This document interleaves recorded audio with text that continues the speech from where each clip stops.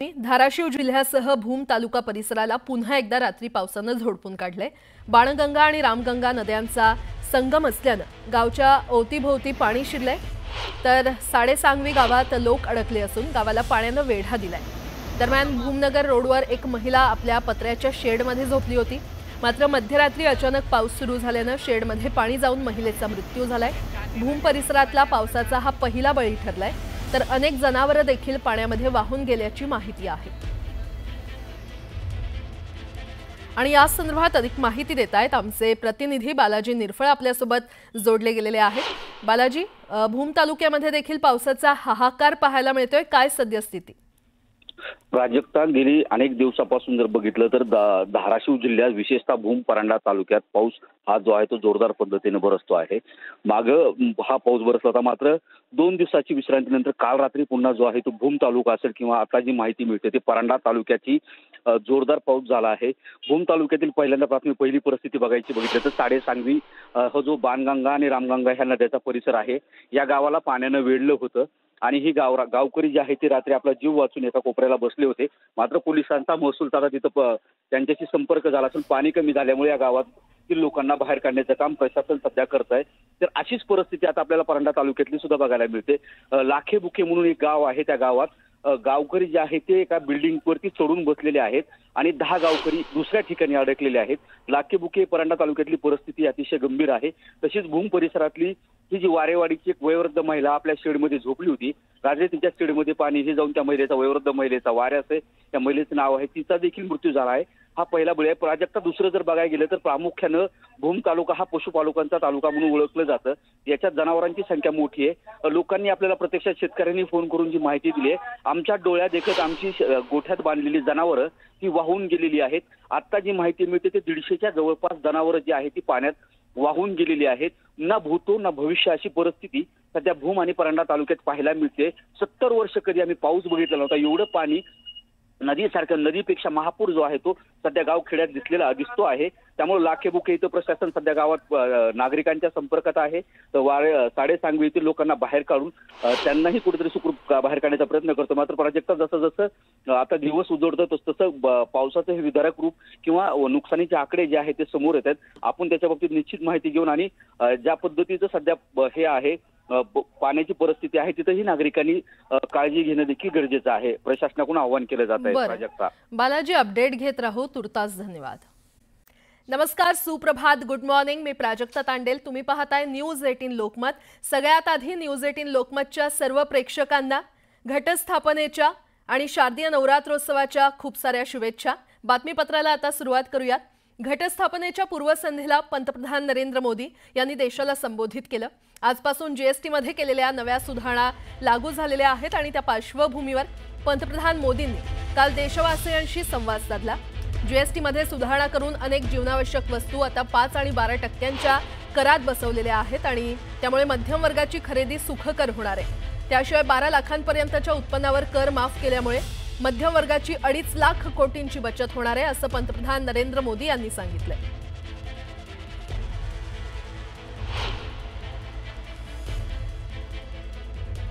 तर काल पंतप्रधान नरेंद्र मोदी यांनी देशवासियांशी त्यांना खरं तर संबोधित केलेलं आहे। जीएसटी मध्ये केलेल्या नव्या सुधारणा लागू झालेल्या आहेत आजपासून आणि त्या पार्श्वभूमीवर पंतप्रधान नरेंद्र मोदी यांनी काल देशवासियांशी संवाद साधला। जीएसटी मध्ये सुधारणा करून अनेक जीवनावश्यक वस्तू आता 5 आणि 12% करात बसवल्या गेल्यात, त्यामुळे मध्यम वर्गाची खरेदी सुखकर होणार आहे।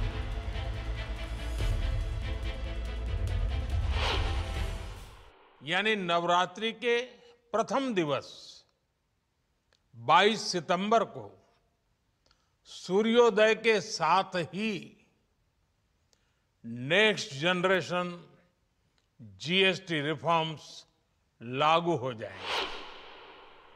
एक तरह से कल से देश में जीएसटी बचत उत्सव शुरू होने जा रहा है। टीवी, फ्रिज खरीदने की बात हो, स्कूटर, बाइक, कार खरीदना हो, ये सब पर अब कम खर्च करना होगा। आपके लिए घूमना फिरना भी सस्ता हो जाएगा, क्योंकि ज्यादातर होटल्स के कमरों पर भी जीएसटी कम कर दिया गया है। हम वो सामान खरीदें जो मेड इन इंडिया हो, जिसमें हमारे देश के नौजवानों की मेहनत लगी हो, हमारे देश के बेटे बेटियों का पसीना हो। हमें हर घर को स्वदेशी का प्रतीक बनाना है, हर दुकान को स्वदेशी से सजाना है। गर्व से कहो, ये स्वदेशी है।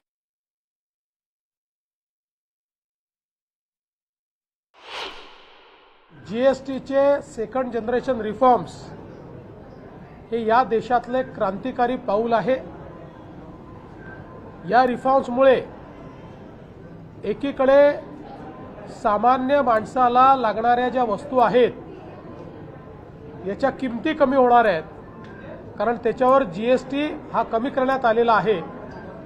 दुसरीकडे देशांतर्गत मागणी वाढणार आहे, त्यामुळे देशांतर्गत प्रोडक्शन वाढणार आहे, त्यामुळे अर्थव्यवस्थेला मोठी चालना मिळणार आहे आणि विशेषतः आत्मनिर्भर भारताकडे जो आपला प्रवास आहे तो या सेकंड जनरेशन रिफॉर्म्सच्या माध्यमातून माननीय प्रधानमंत्री मोदयांनी सुरू केलेला आहे। त्यामुळे तमाम भारतीयांच्या वतीने मी मोदीजींचे आभार मानतो।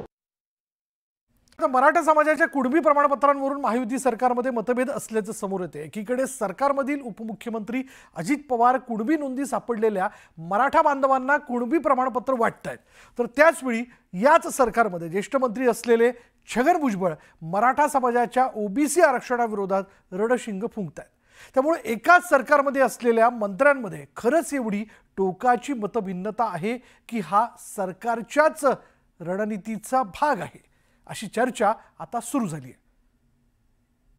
आमच्या मते एक तर विड्रॉ करा किंवा याच्यामध्ये काही योग्य ते अमेंडमेंट करा की जेणेकरून ओबीसीवर अन्याय होणार नाही। आता काही निर्णय शासन निर्णय मागे घेण्याची आवश्यकता नाही आहे, पण तसं चर्चेमधून मी म्हटल्याप्रमाणे त्यांचा काही त्याबद्दल काही दुराग्रह असेल तर निश्चितपणे त्याच्यावर चर्चा होऊ शकते। लढाईला उतरल्यानंतर जे आहे शेवटपर्यंत लढलं पाहिजे। भेंडी तुटो पारंबी तुटो, माघार नाही घ्यायची। मराठा आरक्षणाच्या कुणबी प्रमाणपत्रांसाठी सरकारनं काढलेल्या GR वरून सत्ताधारी महायुतीतच जुंपल्याचं दिसतंय। मराठा आरक्षण उपसमितीचे अध्यक्ष राधाकृष्ण विखे पाटील मराठा समाजाच्या ओबीसी आरक्षणाच्या समर्थनात मैदानात उतरले। त्याला अजित पवारांनीही बुधवारी कुणबी प्रमाणपत्रांचं वाटप करत पाठिंबा दिला। आपल्या महाराष्ट्रामध्ये आरक्षणासारख्या सामाजिक प्रश्नामुळे वेगवेगळ्या समाजामध्ये एकमेकांच्या समोर उभे ठाकलेत, ही बाब नक्कीच आपल्या दृष्टीने चिंताजनक आहे।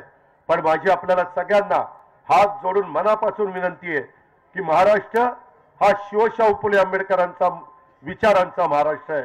महाराष्ट्राच्या मातीला मोठी सामाजिक परंपरा आहे, आपला सामाजिक धागा अधिक बळकट आहे, तो कधी तुटू देऊ नका।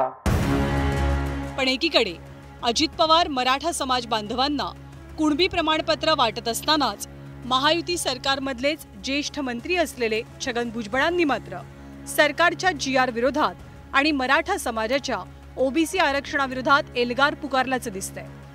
भुजबळांनी जुन्या कागदपत्रांवरील खाडाखोडीचा मुद्दा उपस्थित करत वेगळा सूर अडवला। नोंदी तपासण्यासाठी तुम्ही न्यायमूर्ती शिंदे समिती नेमली, तशी खोटी सर्टिफिकेट शोधण्यासाठी समिती नेमा समिती। मागे अशाच आदिवासींमध्ये जे आहे काही लोकांनी नोकऱ्या घेतल्या, चुकीची सर्टिफिकेट, सुप्रीम कोर्टाने सांगितलं त्यांना काम नोकरीवरून ताबडतोब काढा, त्यांच्याकडून पगार सगळ्या वर्षाचा वसूल करा। पण मंत्रिमंडळात जे नेते एकत्र आहेत, ज्यांच्यात वेळोवेळी बैठका होतात, त्यांच्यात इतकी मतभिन्नता आणि विरोधाभास खरंच निर्माण झालाय का, की हा राजकीय खेळीचा भाग आहे, असाही सवाल उपस्थित होतोय। देवेंद्र फडणवीसांची तर ही रणनीती नाही ना, अशी चर्चा राजकीय वर्तुळात रंगते। मराठा समाजाच्या कुणबी प्रमाणपत्रांमुळे सरकार ओबीसी विरोधक असल्याची भावना बळावू नये म्हणून भुजबळांच्या माध्यमातून ओबीसींचा आवाज बुलंद केला जात असल्याची चर्चा आहे। त्यामुळे मराठा आणि ओबीसी या दोनही समाज वर्गांचं सरकार म्हणून महायुतीची प्रतिमा बनवण्याची ही स्ट्रॅटेजी असल्याचं जाणकारांचं मत आहे। भाजपची सत्ता आहे, भाजपचे मुख्यमंत्री आहेत आणि कुठलाही राजकीय पक्ष जो सत्तेवर असतो त्याला सर्वांची मतं हवी असतात। कुठलीही वोट बँक थेट दुखावून चालत नसतं आणि महाराष्ट्रामध्ये मराठा आणि ओबीसी हे मतदान अतिशय महत्त्वाचं आहे, जे गेल्या वर्षी लोकसभेला दिसून आलं होतं की त्यावेळेला भाजपला मोठा धक्का बसला होता। म्हणून यातून काही गोष्टी पुढे बदलत गेल्या, राजकारण बदलत गेलं। आजही भाजपचं नेतृत्व, त्यातल्या त्यात मुख्यमंत्री देवेंद्र फडणवीस असं कुठलंही पाऊल उचलायला तयार दिसत नाहीत की ज्यामुळे एकतर मराठा वोट बँक दुखावेल किंवा ओबीसींची वोट बँक दुखावेल। त्यामुळं दोन्ही बाजूनी ही समतोल साधण्याचा प्रयत्न सरकारकडून केला जातोय। आरक्षणाचा लढा कोणत्याही सरकारसाठी आव्हानात्मक असतो। त्यात जर आरक्षणाचा हा संघर्ष मराठा आणि ओबीसी असा असेल तर सरकारला हे परवडण्यासारखं नाही। यात कुण्या एका समाजाच्या मागे उभं राहणं राजकीयदृष्ट्या धोकादायक ठरू शकतं। हाच धोका टाळण्यासाठी एकीकडे विखे आणि दुसरीकडे छगन भुजबळ अशा दोन मातब्बर मंत्र्यांना मैदानामध्ये उतरवण्यात आलंय। त्यामुळे खरंच ही सरकारची रणनीती असेल का, यात सरकारला फायदा होणार की तोटा हे आगामी काळात स्पष्ट होईल। शरद जाधव, न्यूज 18 लोकमत, मुंबई।